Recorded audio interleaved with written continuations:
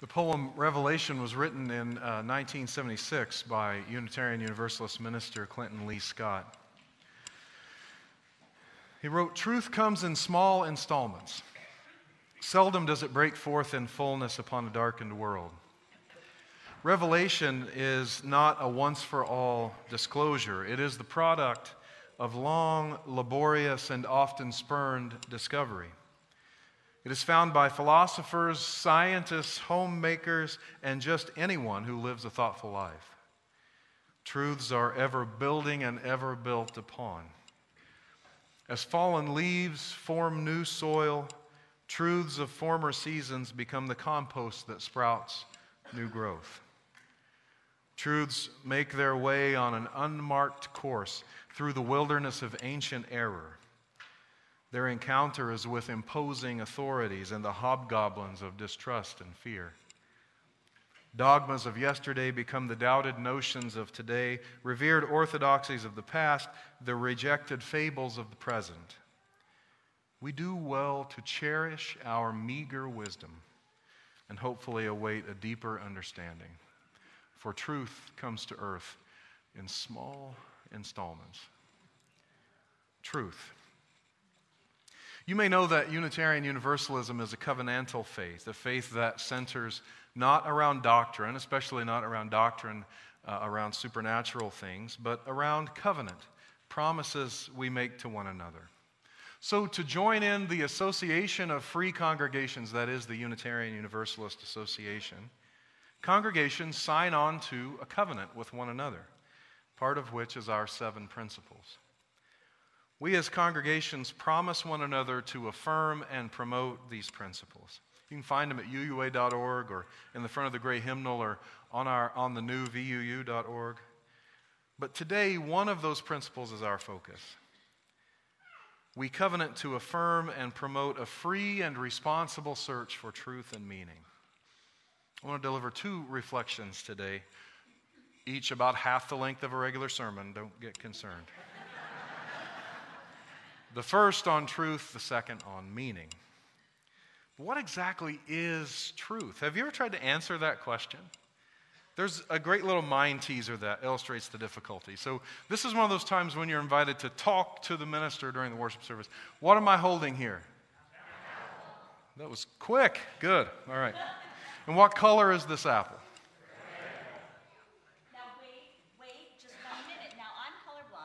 That's true, but I say the apple is green. It's clearly green.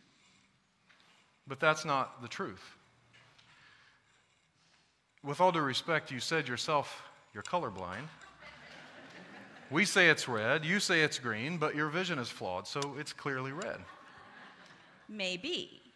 But how do you know that what you're calling red isn't the same thing that I'm calling green? Oh, no. How do you know that you're not all colorblind and that apples really aren't red at all? Maybe I don't. And scene. Thank you, Jillian. Well, truth just isn't as simple as it may seem. There are all sorts of theories about truth. There's the correspondence theory, which says that truth is that which relates to the way the world really is. So the way we know something is true is that it corresponds to the things we see around us. But do we know everything about the way the world really is? How would we ever discover new things using that theory? So there's the coherence view, which says that something is true if it coheres with the other things that a person believes. But what if they're wackadoo? The things that person believes. And there's the constructivist view that says truth is constructed by society. Truth is complicated. Some things are obviously true. 2 + 2 is 4, no matter what country you're in. But most big truth about the way humans work and how we should live our lives, most of those truths are subject to question. I think still it's easy for religious liberals to fall into the same trap as other fundamentalists, to think we've found the one truth, which if everyone were just as enlightened or smart or evolved as we are, they would sign on to. If everyone were as wise as we, they too would be Democrat or Republican, the Unitarian Universalist or Baptist, lovers of classical music or bluegrass, probably bluegrass. But some sociologists say we would do well to be more humble about the truth that we know. In thinking of how we make decisions and how we decide what's true, the author Michael Haidt encourages us to think of an elephant and a rider. The elephant is your intuition, the way you lean in a certain situation, immediately, quickly. You may not even be able to name why without thinking about it, but you just feel something is right or something is wrong. And isn't it obvious that it's right or wrong? That's the elephant. The rider is your logic, sitting up on top of that elephant. Now, we like to think that the rider is in charge, that our logical minds are up there gathering facts, and once all the facts are gathered, then we can steer the elephant to the right decision. But Haidt studies have shown that actually our big lumbering intuition leans in a certain direction, and then the rider up top begins to frantically search for facts that support the elephant going in that direction. We can overcome that. We can change our own minds, though it's really hard to change somebody else's mind. But even changing our own mind takes concentration and work to overcome our intuition, that first move when it's wrong. And if, like me, you're human, it will sometimes be wrong. It's clear that it takes some elbow grease to find truth, no matter your definition. And Unitarian Universalism is a faith with big expectations. We expect one another to be on a journey toward truth. Another way to say that, I think, is we expect one another to live thoughtful, self-reflective lives. We may not prescribe the exact path that you take. My spirituality may be patterned after the teachings of Jesus. Yours may be patterned after the teachings of Richard Dawkins. I don't know. But we do expect one another. We've promised one another that we'll be on the path toward truth, looking for truth, questioning our own big lumbering intuition, having conversations about the truths that we find. So I say, let's not be intimidated by the challenge. Truth, though yes, it may be subjective, is everywhere.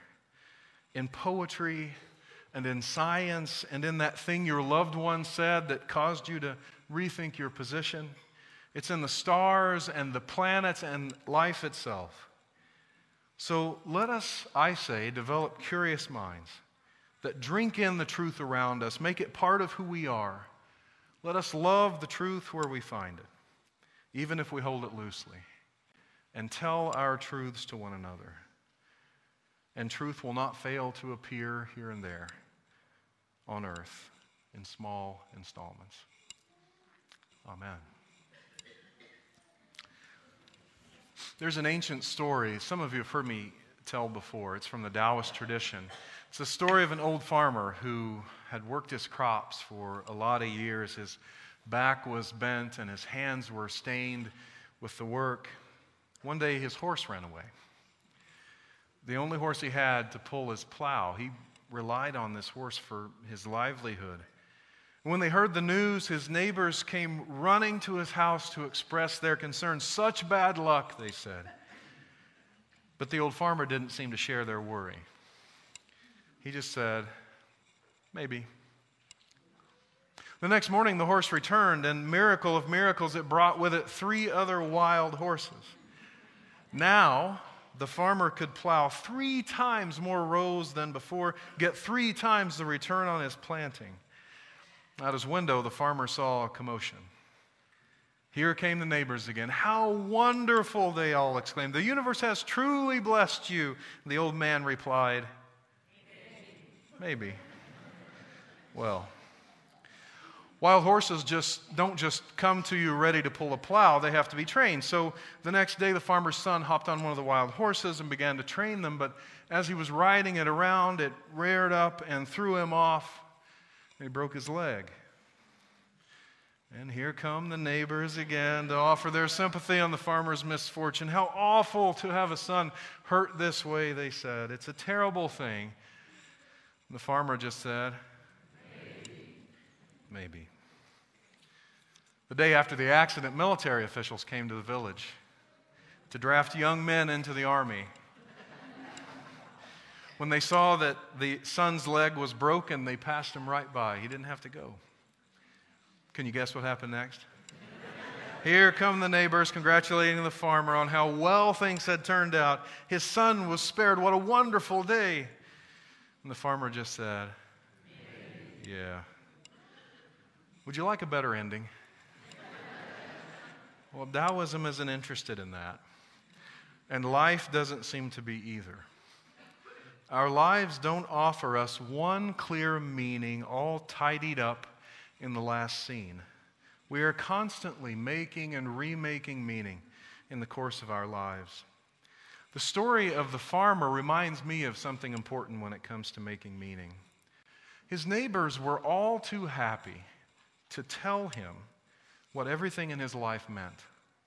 It was so bad, or it was wonderful. But as I read the story, the farmer didn't either argue with them or agree with them. He acknowledged that their interpretation was possible, but he didn't set his sails in that direction. Friends, I have struggled with this. I was several years ago now offered a new career path. I would study for a few years and then would become a trainer of ministers in a hospital setting. I said, yes, I would do that. And then I talked to some colleagues who were down on the idea, and I went back and said, no, I don't want to do that. And then I talked to some family members who thought it would be a great idea. So I went back and was convinced that, yes, I would do it. So I went to my supervisor and said, yes, I'll do it. And finally I said no. And at the end of all that, my supervisor took me aside, one of the wisest people I've ever worked with. And she said, the way you engage decisions is not helpful. Isn't that graceful? She knew how my mind works. She knew that years later I would be telling you that story. She was planting seeds of growth for me. I was like the antithesis of the farmer in that old story. Where the farmer was certain and steady, I was unsure of myself and easily swayed by my neighbor's own interpretations of my life events. I think the only way the farmer could keep from being blown around by every wind of opinion was to know deeply what his own values were. I imagine he had a core trust in the Tao, the source of and force behind all things. A faith that in the end, what needed to happen would happen. In his way, he was acting out of that assurance. It made him so steady. We're talking of truth and meaning this morning, and I ask you, what if living a life of meaning started with taking the time to really understand your own values? Not attending one more retreat or reading one more book, find things in themselves, but having a good answer to the question, what is most important for me to accomplish in my years on earth?